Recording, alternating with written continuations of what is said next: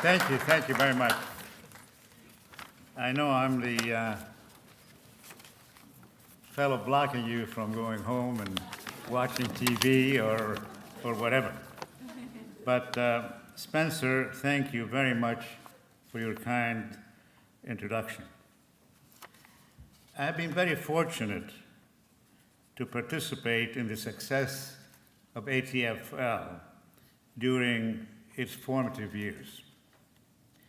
Great progress has been achieved under the guidance of our guest chairman in the past, as well as during the last few years under the leadership of Secretary Spencer Abraham and Ambassador Ed Gabriel.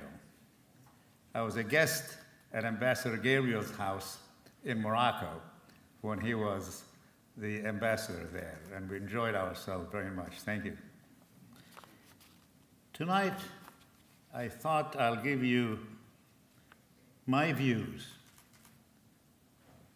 on the status of Lebanon itself. These are my observations of where we are. Since the sad years of the Civil War, great progress has taken place in the country. Dialogue, compromise, and consensus have become more of the norm among the various political parties and the various religious parties.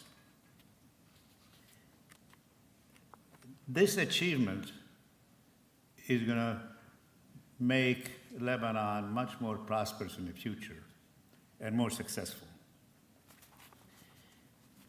Moving on about various other things going on. Education in the private schools has continued to improve, although the cost of private education is prohibitive for the average families in the country in private schools. Public schools have also improved along the way, but have a lot more need to be improved in the future. At the college level, the universities in Lebanon have always been competitive with universities in Europe and the United States.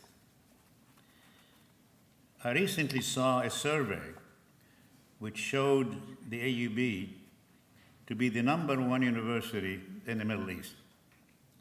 And thanks Dr. Jabra, whom we honored earlier, the LAU is doing an excellent job in a number of very important areas for the region, not just Lebanon, but for the whole region.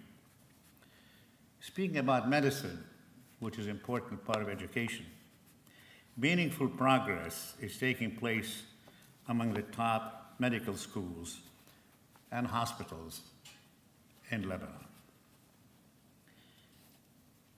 Moving on to security, which is extremely important. The quality of armament to the Lebanese forces and the discipline within the Lebanese forces is outstanding, thanks to support by the United States. Increased support by the United States and its allies, most recently, is paramount to the stability of Lebanon in the future, as the whole Middle East has a number of security issues. The capabilities of the country's internal security is significant and gives the people the confidence that the forthcoming elections in early May will be free and other institutions can be strengthened freely. On the other hand, there are areas where we need substantial improvement and quickly.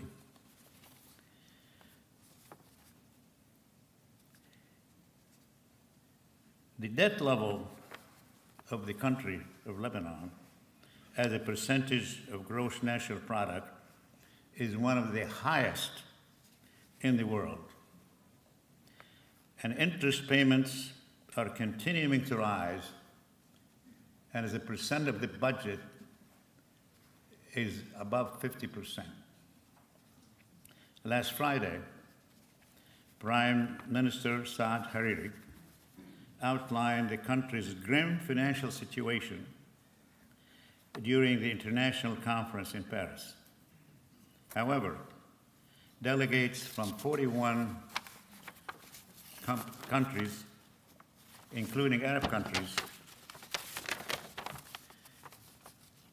pledged over $10 billion in loans. I underline loans. These are not gifts, so loans have to be repaid. So consequently, we have to plan to do better than the past, not increasing the debt, but how to address managing it. And these grants in the form of loans and outside gifts of $860 million will be spent during the first 4 years to accelerate the recovery of the economy. While the Lebanese education system produces competent graduates, there are not enough jobs for the outstanding graduates that Dr. Jabra graduates, but all the other educational universities.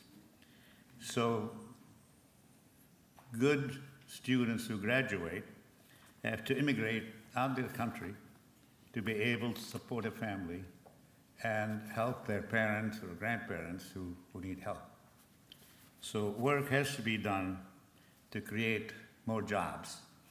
And as more jobs are created, they can help the economy move further.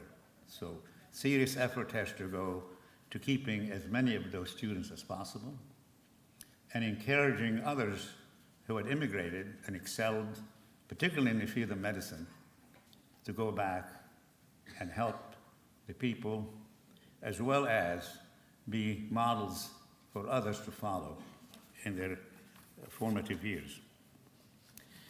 Even though I'm not an economist, nor a security expert, I focus on those two items because they're paramount to the success of the country and its future and bright future.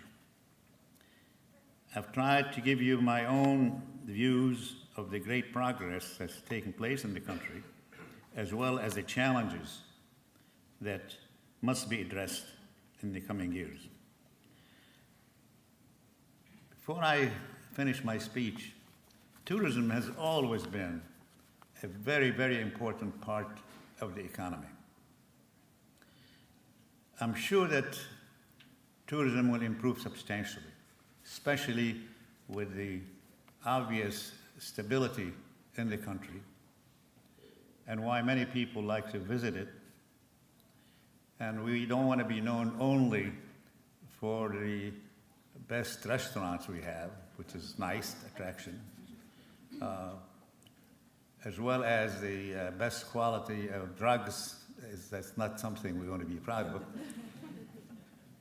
But as members of the government know very well, to attract and build the tourism, we have to address simple issues like adequate electricity available all the time.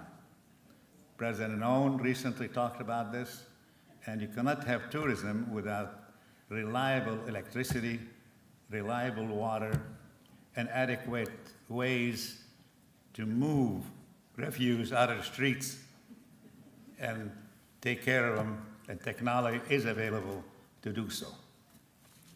So, in spite of all of this, I'm very optimistic about the future.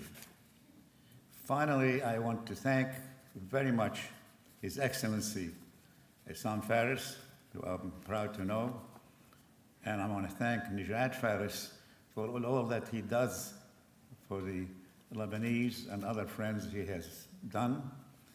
And he has raised the vision of Americans of the Lebanese by what he does in Texas.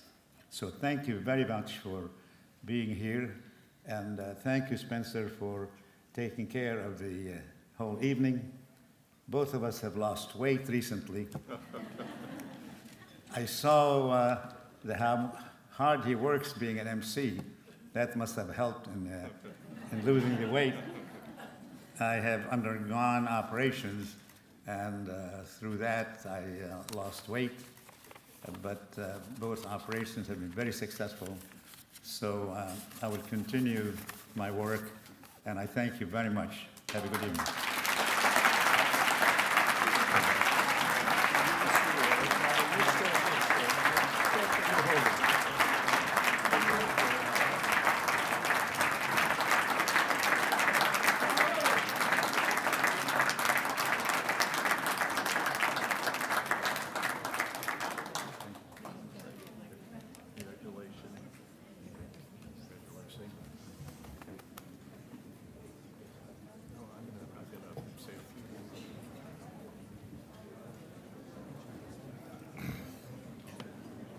Well, I never thought I'd be saying this so early, but once again, thank you to all of the honorees tonight. We are very, very proud to have the chance to pay tribute to you. To all of the board members, we have a meeting tomorrow morning at 9:30. We look forward to seeing you there. And to all of our guests, friends, and general members of ATFL, thanks again for yet another wonderful evening. See you next year. Thank you.